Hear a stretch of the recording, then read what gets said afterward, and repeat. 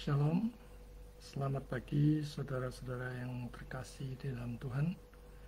Puji syukur kita panjatkan kepada Tuhan Yesus Kristus, Juru Selamat kita. Karena atas kasih dan penyertaannya kita semua dapat berkumpul kembali, meskipun secara online, untuk bersama-sama beribadah dan memuliakan namanya. Walaupun kita tidak berada di tempat yang sama secara fisik, kita percaya bahwa hadirat Tuhan tetap nyata dan hadir di tengah-tengah kita. Mari kita siapkan hati, tinggalkan segala kesibukan, problem, kesukaran, dan beban hidup, dan fokus untuk menyembah Tuhan dengan segenap hati, jiwa, dan pikiran kita. Kiranya ibadah hari ini menjadi berkat bagi kita semua dan semakin mendekatkan kita kepada Tuhan. Kiranya Tuhan memberkati ibadah online kita yang sederhana pada pagi hari ini. Dan biarlah kita semua melakukannya dengan sikap yang penuh hormat, tertib namun sukacita, datang kepada Tuhan, memuji, memuliakan Dia, memanjatkan doa, dan mendengarkan pemberitaan firman Tuhan. Mari sebelumnya saya undang saudara-saudara sekalian untuk bersaat teduh sejenak. Mohon hikmat, bimbingan, pimpinan, dan penyertaan Tuhan agar kita dilayakkan untuk mengikuti ibadah online pada pagi hari ini. Kita bersaat teduh.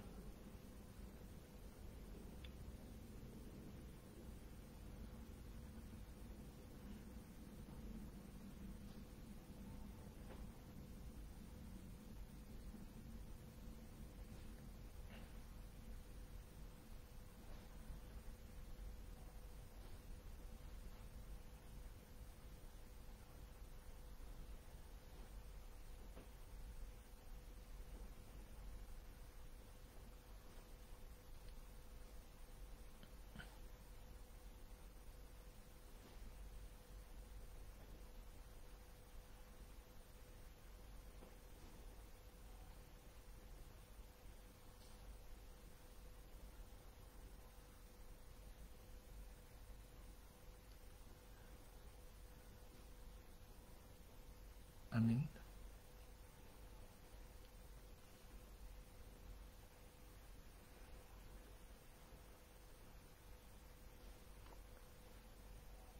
Mari kita awali dengan membuka perjanjian lama dari Mazmur pasal 34 ayat 18. Firman Tuhan katakan, Tuhan itu dekat kepada orang-orang yang patah hati, dan Ia menyelamatkan orang-orang yang remuk jiwanya.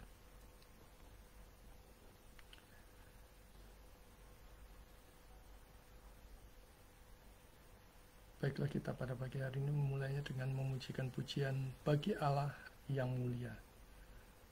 Dialah yang bertata di dalam kerajaan surga. Dialah Juru Selamat kita, Tuhan kita, Yesus Kristus Tuhan. Dialah satu-satunya yang layak kita sembah.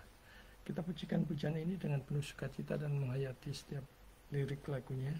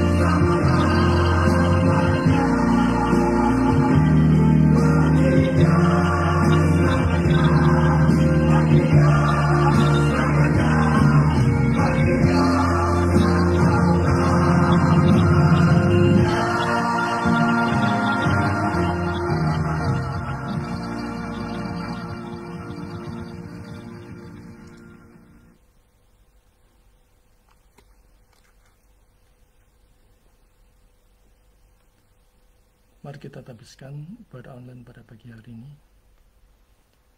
Ibadah online pada pagi hari ini diadakan di dalam nama Allah Tritunggal, Bapa, Anak, dan Roh Kudus yang telah menciptakan langit, bumi, dan segala isinya, yang tak pernah meninggalkan pekerjaan tangannya, dan yang kasih setianya kekal selama-lamanya.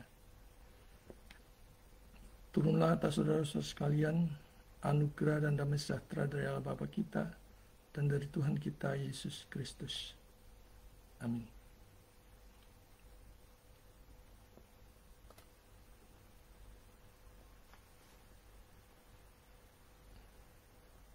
Di dalam hidup kita sehari-hari, kita disibukkan dengan berbagai macam aktivitas. Dan ada begitu banyak godaan, cobaan, tantangan, bahkan beban hidup. Dan seringkali di saat kita tidak kuat lagi, kita berteriak. Beberapa di antara kita mungkin menaikkan kata-kata yang kosong. Atau mungkin protes, gerundel, bersungut-sungut, dan teriak, aku milik siapa?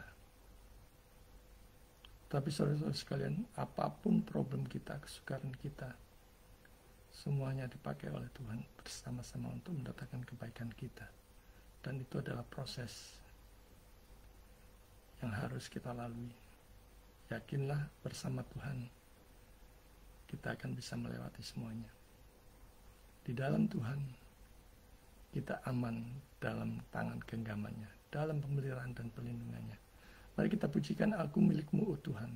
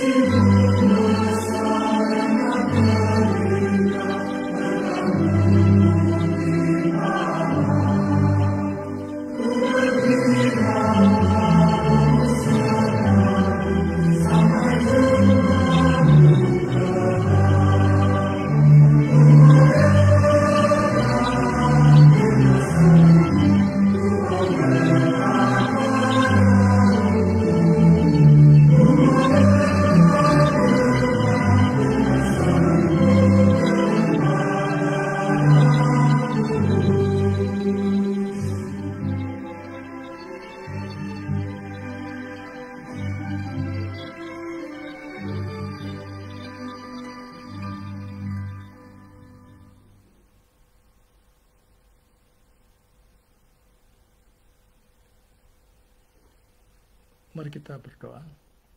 Kita naikkan ucapan syukur, pengakuan dosa, dan berdoa untuk pemberitaan firman yang akan kita dengar sebentar lagi. Berdoa untuk persembahan yang sudah kita persiapkan dan kita naikkan pokok-pokok dan syafaat. Mari kita berdoa. Bapa di surga, kami mengucap syukur pada pagi hari ini. Kami sungguh mengucap syukur atas kebaikan Tuhan, atas berkat Tuhan yang memberikan kesempatan kepada kami sekali lagi untuk menjalani hidup hari ini. Kami mengucap syukur ya Tuhan untuk setiap berkat yang Tuhan curahkan kepada kami, baik itu berkat-berkat jasmani maupun berkat-berkat rohani. Kami mengucap syukur untuk makanan, minuman, kesehatan, keuangan, untuk kesehatan kami. Bahkan kami mengucap syukur atas iman percaya kepada Yesus sebagai satu-satunya Tuhan dan Juru Selamat yang Kau pelihara, hingga kami bisa melewati cobaan hari demi hari, berjalan bersama dengan Tuhan. Kami ucap syukur juga atas perlindungan Tuhan terhadap segala macam mara bahaya yang bisa menyelakai kami baik secara jasmani maupun rohani. Kami aman di dalam genggaman tangan-Mu. Engkau adalah Allah yang berdaulat. Kuasa-Mu yang sempurna melindungi kami. Demikian juga kami mengucap syukur atas berkat-berkat yang akan Kau curahkan, bahkan untuk masa depan kami, orang-orang yang kami kasih, keluarga besar kami. Tuhan, kami sungguh mengucap syukur. Pada pagi hari ini kami datang di hadapan-Mu dengan segala pelanggaran dan kesalahan kami, dosa-dosa kami, semua terang benderang di hadapan, dan tidak ada satu dosa pun yang sanggup kami sembunyikan. Kami mengaku bahwa kami telah berdosa dan melanggar kekudusan-Mu, baik itu dalam kata-kata, sikap, motivasi, pikiran, hati, kehendak kami. Kami mengaku bersalah di hadapan-Mu, dan kami mohon belas kasihan Tuhan, kiranya darah Kristus yang sudah tercurah di atas kayu salib melayakkan kami, membasuh kami, setiap kami, sehingga kami dilayakkan untuk mengikuti ibadah online ini dan mengikutinya sampai selesai. Khususnya kami menyambut dengan penuh sukacita untuk pemberitaan firman yang akan kami dengar sebentar lagi. Kami mohon Roh Kudus menolong setiap kami, baik hamba-Mu yang menyampaikan kebenaran firman Tuhan dan juga jemaat-Mu yang mendengar. Biarlah Roh Kudus berkuasa di atas hati kami, meneduhkan setiap kekacauan, kebimbangan, ketakutan, kecemasan yang mengganggu konsentrasi mendengar firman Tuhan. Kami mohon kiranya Roh Kudus bekerja sedemikian rupa sehingga apapun yang menjadi godaan setan tidak akan berhasil. Berkatilah hamba-Mu yang hina ini di dalam menyampaikan kebenaran, yang sudah mempersiapkan pemberitaan firman Tuhan. Tambahi, kurangi, ubahkan sesuai dengan kehendak-Mu, sehingga apapun yang dia beritakan adalah kebenaran yang datang daripada-Mu. Dan buatlah kami mengerti ya Tuhan, dan mampu menjadi pelaku-pelaku firman yang hidup, memperlebar kerjaan-Mu di muka bumi ini, dan menjalankan amanat agung dengan takut dan gentar, dengan penuh hormat, namun dengan penuh giat dan sukacita.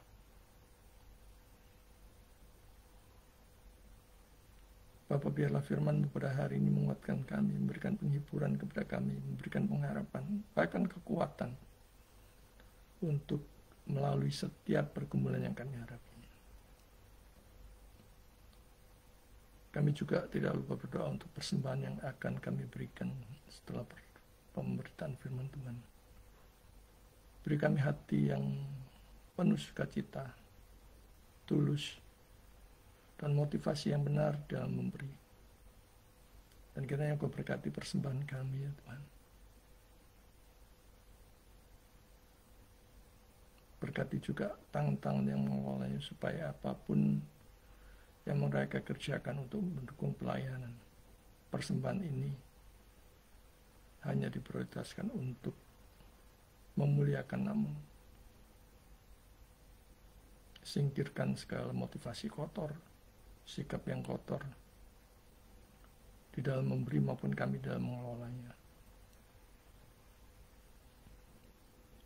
Kiranya semuanya hanya bagi kemuliaan Tuhan. Bapa di surga, pada pagi hari ini kami juga menaikkan pokok-pokok doa syafaat yang pertama untuk bangsa dan negara kami. Kami terus titipkan ke dalam tangan-Mu ya Tuhan, untuk kemajuan, kesejahteraan, kesentosaan, keamanan, kedamaian bangsa dan negara Indonesia. Tuhan sendiri yang memberkati, memimpin dan menolong setiap kelemahan para pemimpin kami, baik dari Bapak Presiden, Wakil Presiden, Ketua dan anggota DPR MPR, para menteri, gubernur, bupati, wali kota, camat, lurah, bahkan sampai pemerintahan yang terkecil. Kami sadar bahwa korupsi menjadi momok di negara kami. Banyak yang melakukan dengan tidak takut akan Tuhan. Dan mereka terus-menerus mengeruk keuntungan diri sendiri maupun kelompoknya. Tuhan kiranya Kau pertobatkan. Dan biarlah dari kasus korupsi ini, uang hasil temuan bisa dipakai untuk kepentingan rakyat kecil, untuk pembangunan dan sebagainya. Berkati dalam mengelolanya ya Tuhan. Hanya cara-Mu saja yang akan bisa memberantas dan mengatasi korupsi di negara kami yang begitu akut. Tuhan juga bertobatkan setiap pelakunya, khususnya mereka yang mengaku anak Tuhan namun masih melakukan korupsi. Pertobatkan mereka ya Tuhan. Kami terus berdoa dan membawa para konglomerat, para 9 naga ke dalam tangan Tuhan, supaya dipertobatkan, supaya mereka mendengar Injil, percaya kepada Kristus dan pertobatkan dan mengembalikan kekayaan yang sudah mereka nikmati sedemikian rupa kepada rakyat kecil. Kami berdoa secara khusus untuk rakyat kecil, para petani, para nelayan, buruh kecil, pegawai negeri sipil,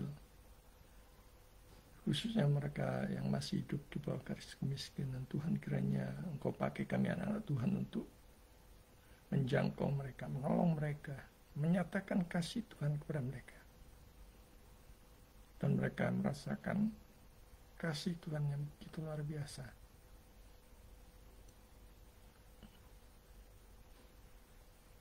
Bapa di surga, kami tidak lupa berdoa pada pagi hari ini untuk jemaat-Mu yang masih mengalami sakit penyakit, baik jasmani maupun rohani.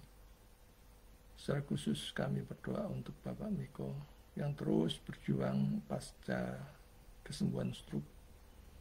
Tuhan sendiri terus memberikan pemulihan hari lepas hari. Dan Kau memberikan kesetiaan yang luar biasa kepada istrinya yang merawatnya. Dan memberkati keluarga ini, mencukupkan segala kebutuhannya. Dan terus menolong. Bahwa pertolongan dari Tuhan tidak pernah terlambat.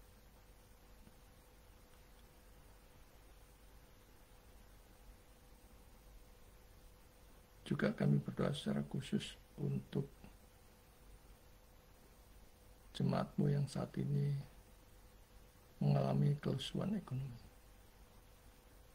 bahkan mengalami bangkrut habis-habisan, dan tidak tahu lagi apa yang harus diperbuat. Bapa, kiranya pertolongan-Mu memulihkan mereka, memulihkan kondisi ekonomi mereka, dan mengingatkan bahwa semuanya itu adalah campur tangan dan pertolongan, dan semuanya itu tidak pernah terlambat, dan pertolongan Tuhan sungguh luar biasa. Kami terus membawa ke dalam doa untuk Bapak Geki, untuk Bapak Rudi, untuk Bapak Rizal, apapun yang menjadi persoalan mereka, kebutuhan hidup mereka, Tuhan, kiranya Engkau melawat keluarga ini satu persatu dan memulihkan kondisi mereka. Kami tidak lupa juga berdoa untuk jemaat-Mu yang saat ini ingin undur dari Tuhan, ingin undur dari persekutuan, ingin undur dari pelayanan.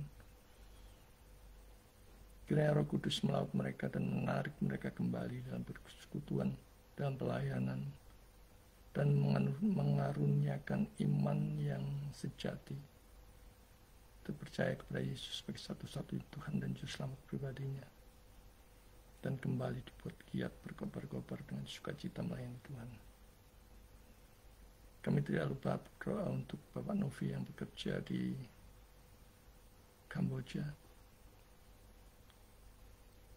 yang saat ini tengah sibuk untuk proses pre-opening untuk proyek hotel dan apartemen yang dia kerjakan. Bapak, kiranya Engkau campur tangan, menolong dia, memberikan sukacita, memberikan kedamaian, memberikan perasaan tenang, bahkan Kau berikan iman yang teguh kepada dia. Memberkati segala yang dia kerjakan, supaya menjadi teladan di tengah-tengah lingkungan kerjanya. Berkati juga untuk semua lingkungan kerja dan partner kerjanya, Tuhan, supaya dia menyatakan terang kasih Kristus yang luar biasa. Juga kami berdoa untuk anak Saudara Theo yang saat ini bekerja, yang saat ini melanjutkan studi di Korea. Bapak, Engkau mengetahui kondisi anak ini.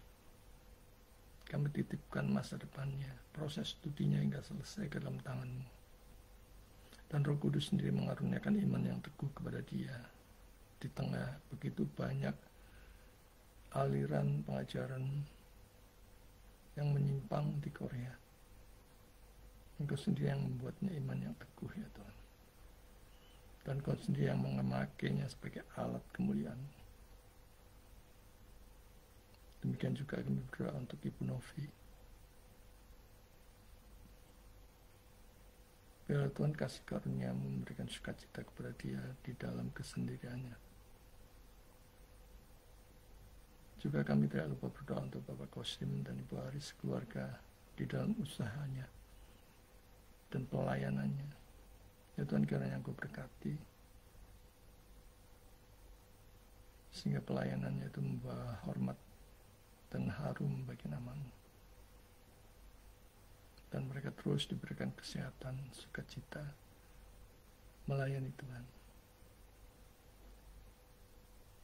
Bapa di surga, kami tidak lupa juga berdoa untuk jemaat-Mu yang pada saat ini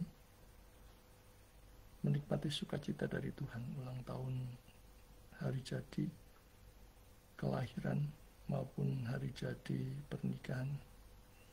Tuhan kiranya menggenapkan sukacita mereka dan mengingatkan bahwa sedemikian rupa Tuhan menyertai mereka. Demikian juga untuk mereka yang menikmati posisi jabatan baru, kedudukan baru, berkat-berkat Tuhan yang begitu melimpah kepada mereka. Biarlah mereka diingatkan semuanya datangnya dari Engkau.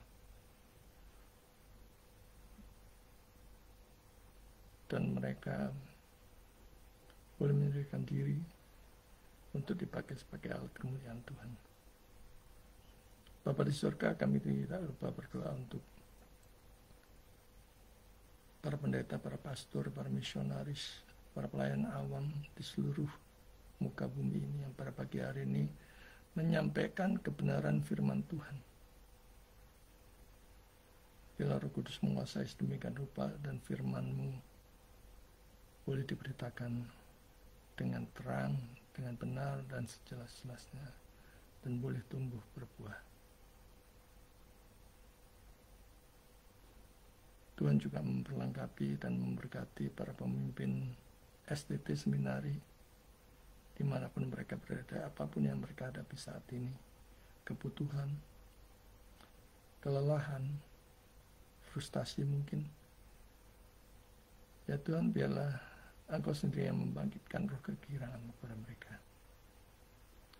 Terima kasih, inilah doa kami yang kami naikkan di dalam nama Yesus Kristus, satu-satunya Tuhan dan Juru Selamat kami yang hidup. Amin. Sebelum kita mendengarkan pemberitaan firman Tuhan, mari kita naikkan pujian Ku Tahu Yang Ku Percaya, bahwa semua kebaikan Tuhan, semua kemurahan Tuhan, semua perlindungan pemeliharaan Tuhan diberikan kepada kita, dan khususnya anugerah terbesar yang kita terima di dalam Yesus yang menyelamatkan kita, memberikan kepastian jaminan keselamatan bila kita terus mengucap syukur dan memuji muliakan namanya. Mari kita naikkan pujian Ku Tahu Yang Ku Percaya.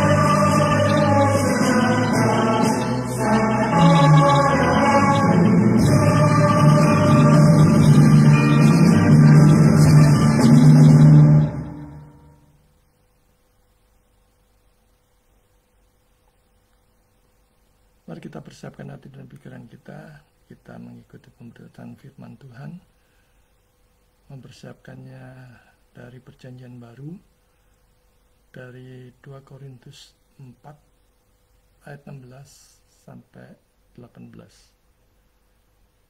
Hari ini kita akan belajar firman Tuhan dengan judul khotbah Jangan sia-siakan rasa sakitmu. Mari kita buka 2 Korintus 4 ayat 16 sampai 18.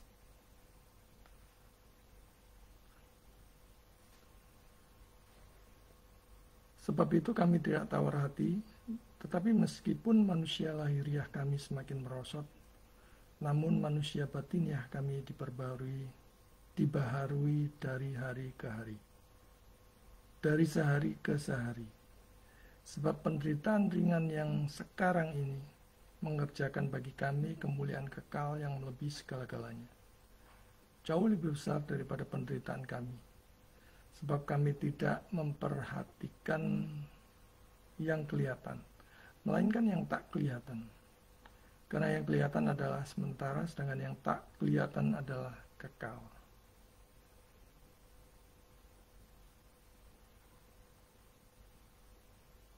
Salam saudara-saudara, selamat pagi. Khotbah pada pagi hari ini akan membahas tentang jangan sia-siakan rasa sakitmu. Saudara-saudara yang kasih, hidup ini tidak lepas dari penderitaan. Setiap orang percaya juga tidak terhindar dari penderitaan. Beberapa dari kita, di antara kita mungkin saat ini mungkin sedang mengalami penderitaan yang tiada hentinya dan tak berujung. Namun Alkitab mengajarkan bahwa penderitaan dirancang Tuhan bukan tanpa tujuan. Di tengah rasa sakit, ada maksud kekal yang Tuhan sedang kerjakan. Ada proses yang sedang dibentuk. Sekalipun mungkin kita tidak tahu apa baiknya bagi kita saat ini, bagi kita yang mengalaminya saat ini. Banyak orang Kristen yang menyanyiakan penderitaan mereka karena tidak melihatnya di dalam terang kekekalan. Tidak melihat bagaimana Allah membentuk mereka seperti yang dijelaskan di dalam firman-Nya. Mereka tidak memegang teguh janji Tuhan di dalam firman-Nya. John Owen mengatakan, "The godly are designed for suffering, and suffering is designed for their good." Orang beriman dirancang untuk menderita, dan penderitaan dirancang untuk kebaikan mereka. Dan ini yang seringkali tidak diketahui oleh setiap orang percaya yang sedang bergumul menghadapi penderitaan. Kita diminta untuk agar tidak tawar hati. Saudara yang dikasih Tuhan, tawar hati seringkali justru membuat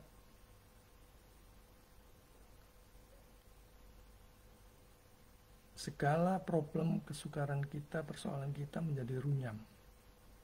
Seringkali membuat seseorang menjadi pudar pengharapan. Khususnya kalau sampai penderitaan itu dialami memuncak, puncak penderitaan mereka.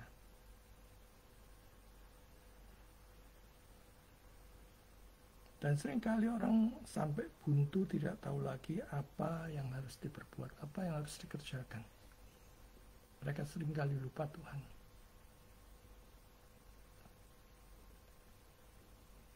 Rasa sakit adalah bagian dari hidup orang percaya. 2 Korintus 4 ayat 16.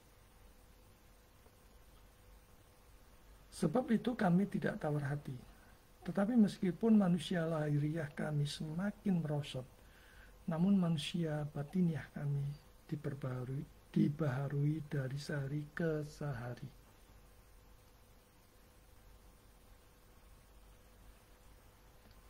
Rasul Paulus di sini mengakui kenyataan tubuh yang merosot.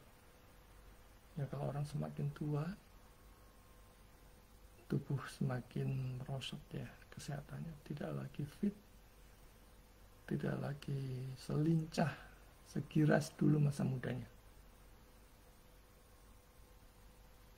Jadi dia mengakui kenyataan tubuh yang merosot, sebuah pengakuan akan rasa sakit fisik, penderitaan, kelelahan, dan kesulitan. Saudara dikasih Tuhan, kejujuran penting di dalam kita berkeluh kesah dan memanjatkan doa dan permohonan kepada Tuhan. Namun dia tidak tawar hati. Kenapa? Karena manusia batiniahnya sedang dibaharui setiap hari.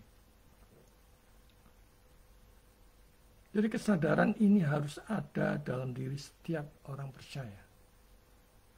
Bahwa Tuhan mengerjakan segala sesuatu bersama-sama untuk mendatangkan kebaikan.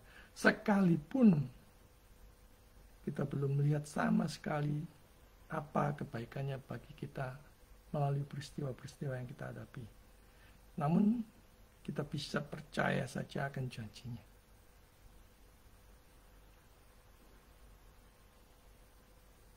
Samuel Rutherford mengatakan, grace grows best in winter. Kasih karunia tumbuh paling baik di musim dingin. Jadi rasa sakit itu seringkali adalah sarana Allah untuk memperdalam kasih karunia-Nya di dalam hidup kita. Supaya kita mengerti betapa Tuhan itu peduli kepada kita.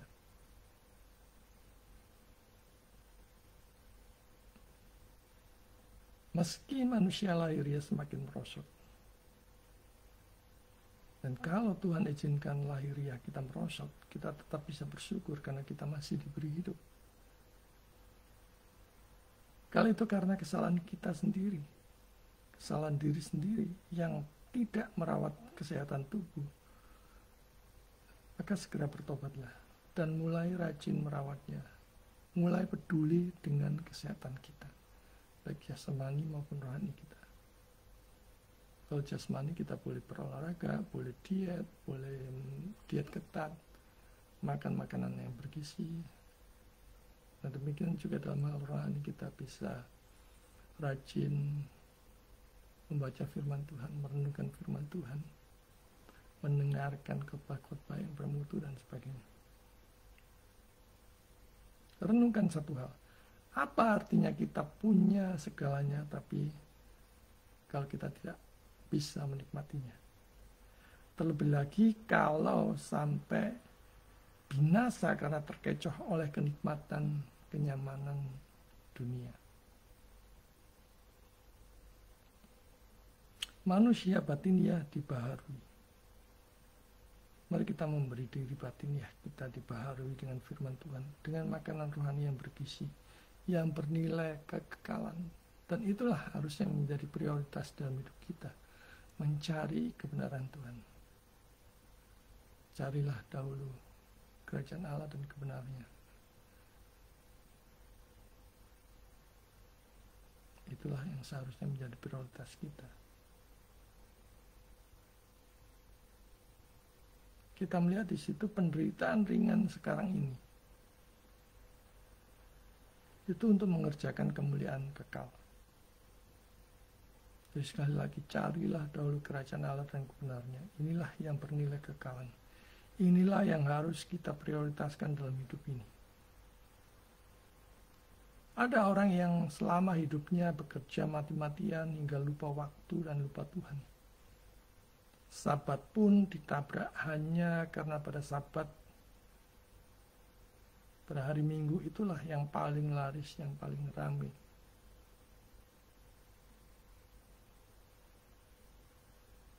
Giliran sudah mendapatkan segalanya, jatuh sakit. Jadi kembangnya tempat tidur. Sakit terbaring lemah, tidak bisa menikmati apapun yang sudah diraihnya. Bahkan untuk bisa menikmati makanan pun harus diinfus dan sebagainya. Dan ini sungguh mengenaskan.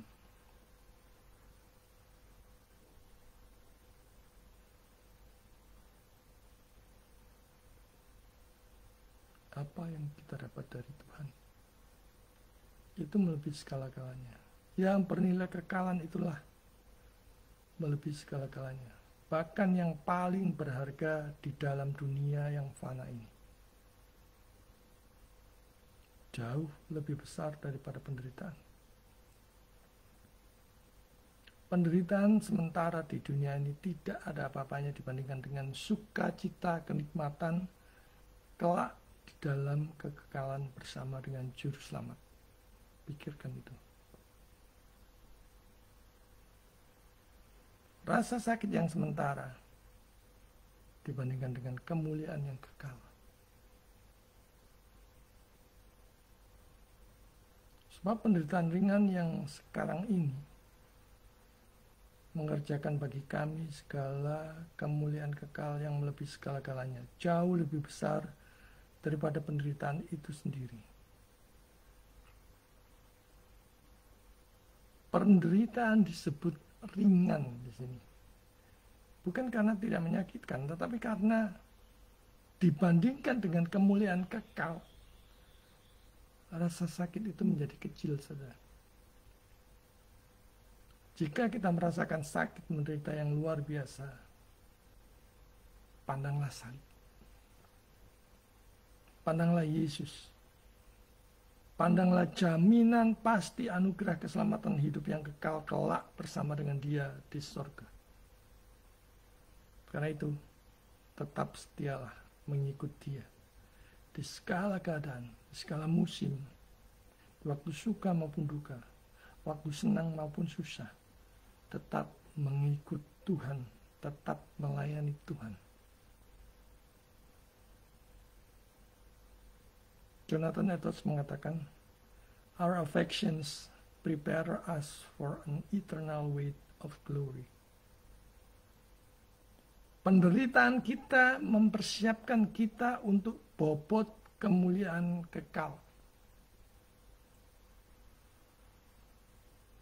Edwards di sini memahami bahwa penderitaan bukan saja diizinkan Tuhan, tetapi juga merupakan alat untuk membentuk umatnya bagi kemuliaan yang akan datang. Penderitaan kita untuk memuliakan Dia. Rasa sakit kita untuk memuliakan Dia. Air mata kita untuk memuliakan Dia. Jerih payah, peluh kita untuk memuliakan Dia. Semua untuk memuliakan Dia.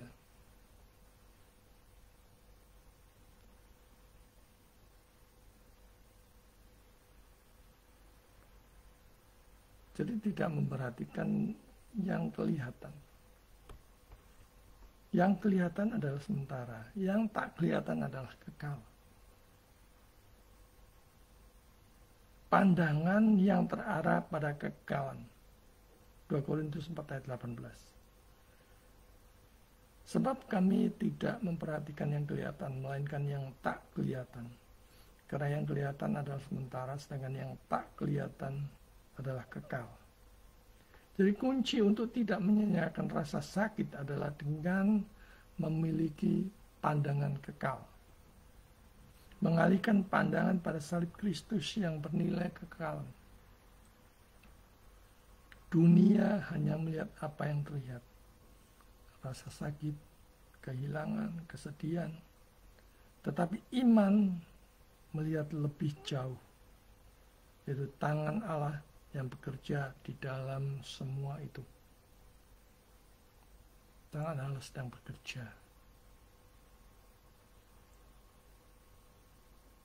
Roma 8 ayat 28 katakan, kita tahu sekarang bahwa Allah turut bekerja dalam segala sesuatu untuk mendatangkan kebaikan bagi mereka yang mengasihi Dia, yaitu bagi mereka yang terpanggil sesuai dengan rencana Allah. Kalau saudara adalah orang yang percaya, janji ini berlaku bagi saudara. Apapun yang saudara hadapi saat ini, semuanya dikerjakan bersama-sama untuk mendatangkan kebaikan. Sekalipun kita belum mengetahui sama sekali apa kebaikan bagi kita, apa kebaikannya bagi kita. Tapi percayalah, Roma 8:28 ini berlaku buat kita yang mengasihi Dia.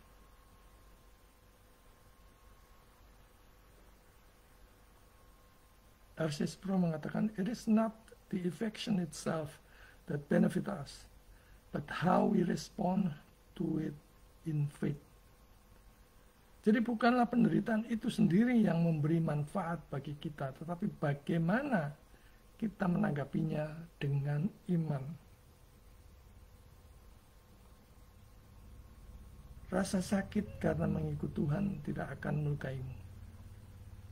Itu akan membentuk kita menjadi pribadi yang kuat mengikut Tuhan, melayani Tuhan. Rasa sakit itu pun dia tahu, dia peduli. Dia sendiri yang akan menguatkannya. Karena itu kita bersandar kepada dia. Berharapannya kepada dia. Daud pernah merasakannya. Daniel juga. Dan banyak anak-anak Tuhan yang mengalami proses yang menyakitkan dalam kadarnya masing-masing. Tetapi bertahan dengan kekuatan Tuhan. Itu yang membedakannya dengan orang duniawi.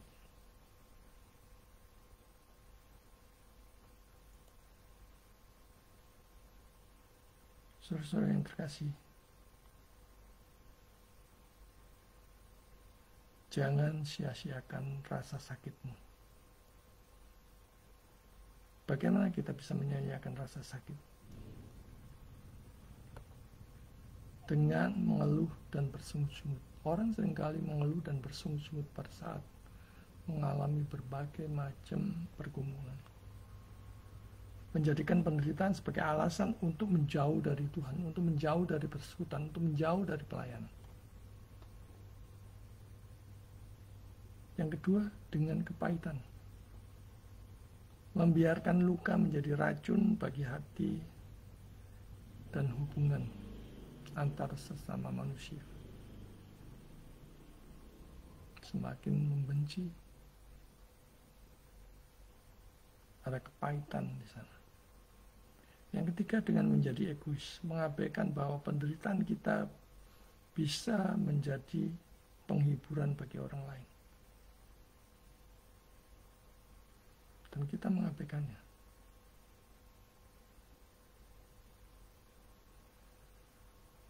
Sebaliknya kita diminta untuk melihat bahwa penderitaan adalah panggilan untuk bersekutu lebih dalam dengan Kristus, dengan Juru Selamat.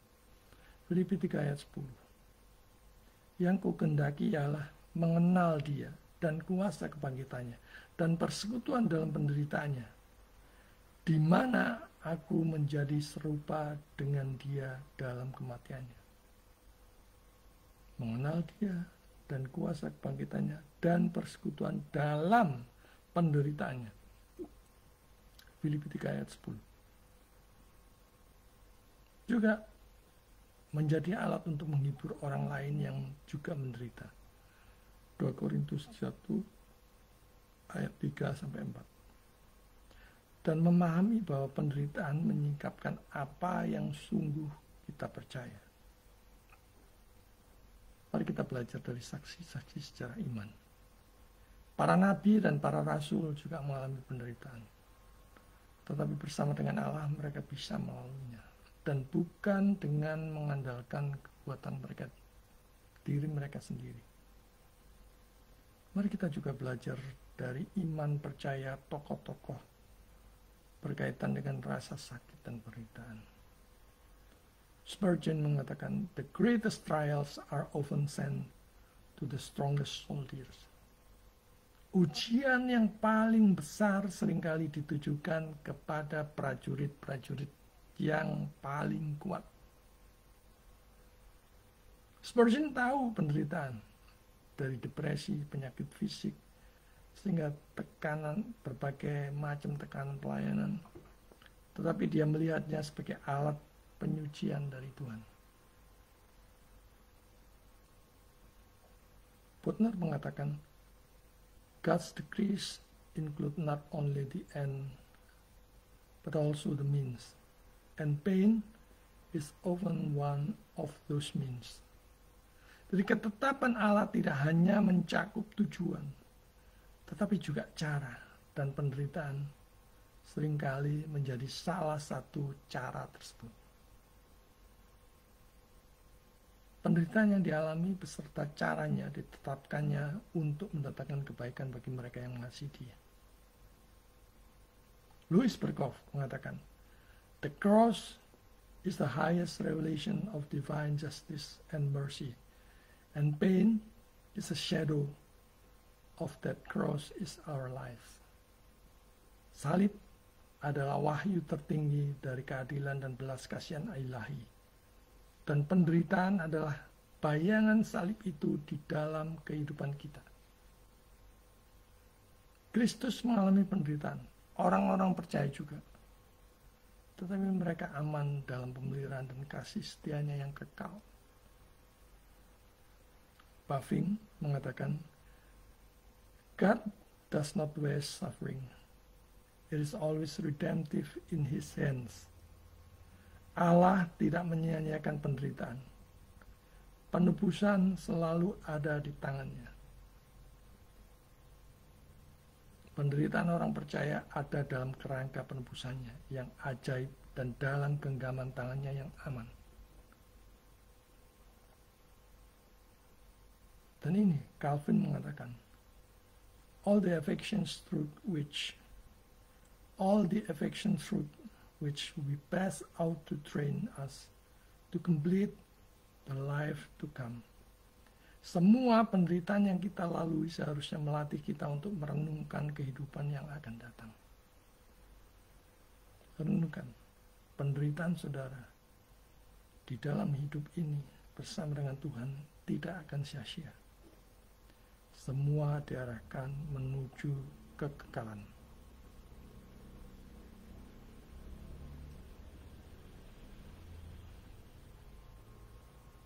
Saudara yang terkasih, jangan sia-siakan rasa sakitmu. Tuhan sedang bekerja membentuk, menguduskan, dan menyiapkan engkau untuk kemuliaannya saat ini. Jangan hanya berdoa untuk segera keluar dari penderitaan. Berdoalah agar melalui penderitaan, Kristus menjadi lebih nyata, kasih karunia-Nya lebih dalam, dan hidup saudara menjadi kesaksian yang murni.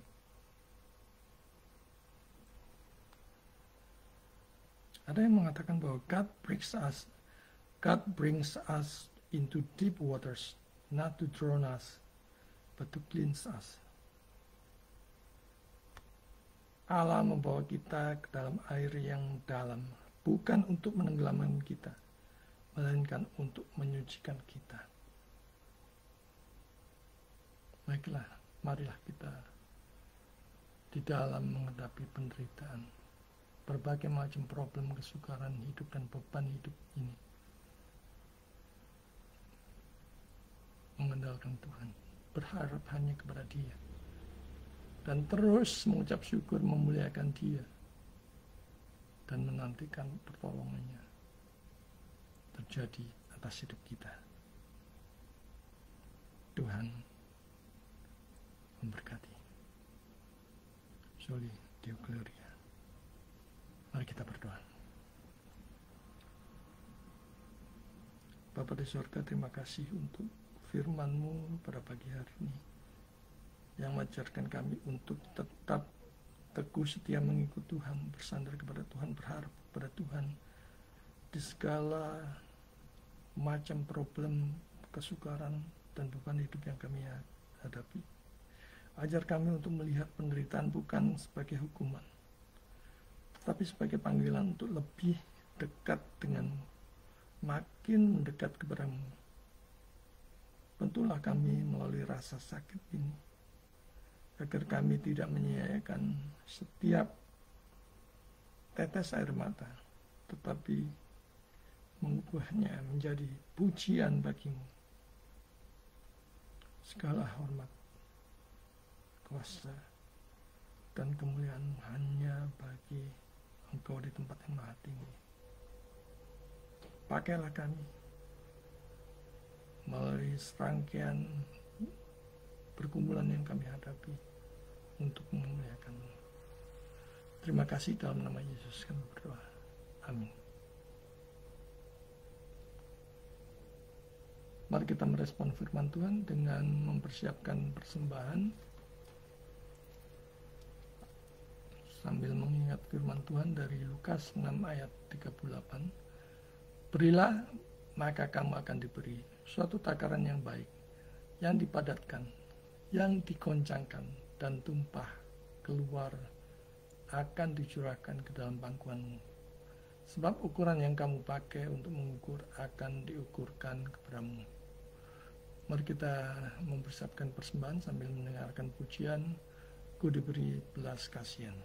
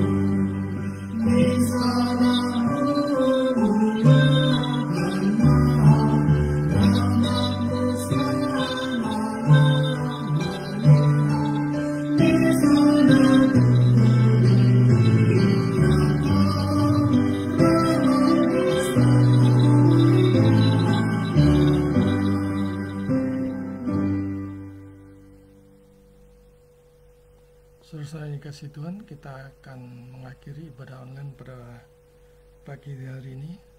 Mari kita senantiasa bersyukur kepada Tuhan. Apapun yang kita hadapi dalam hidup ini, kita berjalan dalam pimpinan Tuhan. Mari kita akhiri dengan memujikan doksologi.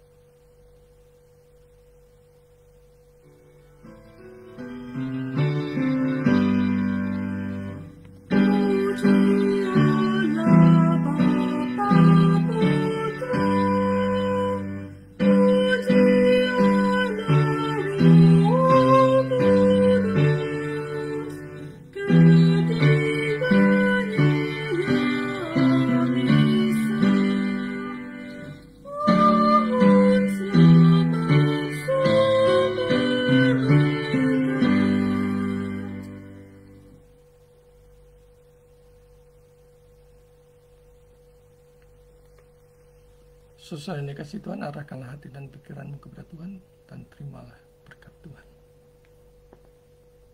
Tuhan memberkati engkau dan melindungi engkau. Tuhan menyinari engkau dengan wajahnya dan memberi engkau kasih karunia.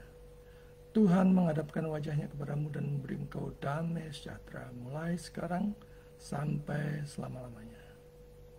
Amin.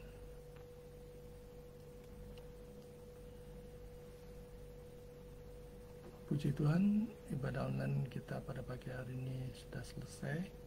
Ada beberapa pengumuman.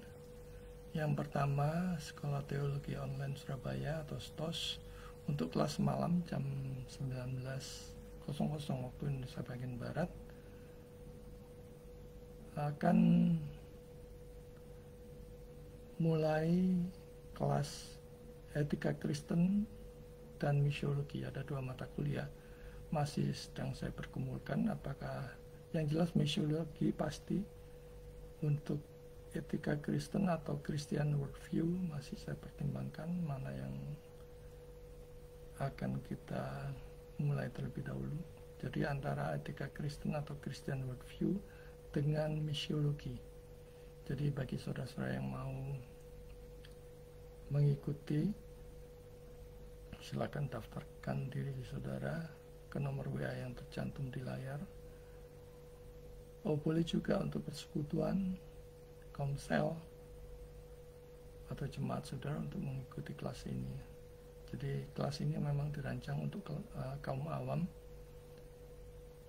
untuk memperlengkapi mereka yang terpanggil dalam pelayanan di marketplace ataupun di tempat kerja dia, ataupun di lingkungan aktivitasnya.